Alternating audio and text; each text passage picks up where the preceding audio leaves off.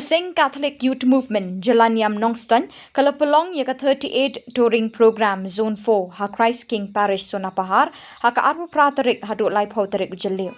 Palat sans pangut ki Samla Shillong bat kentai na South Li ki parish ki bakentup na Shillong umdang Nongjri bat parish Sonapahar.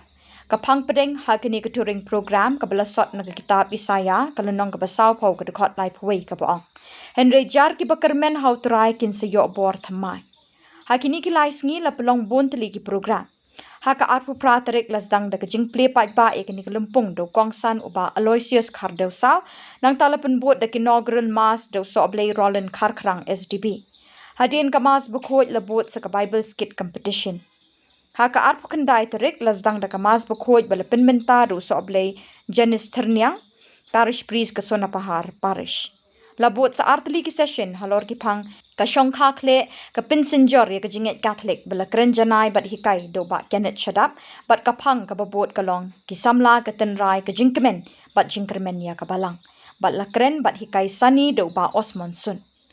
Ha ka jan mit pat la Pynlong ya ka taize prayer bala shimenta da barok ki dekot da ka jingshet la penbot sa da ka gospel singing competition.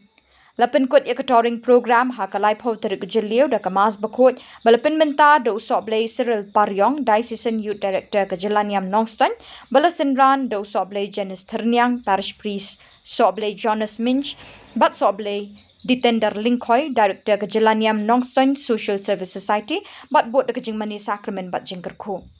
Uba George Same, Chief Executive Officer, MEDA Infrastructure Company, ula penwai ya touring program da kajing penhap ya kalama jong kaseng ha Khuborjylla.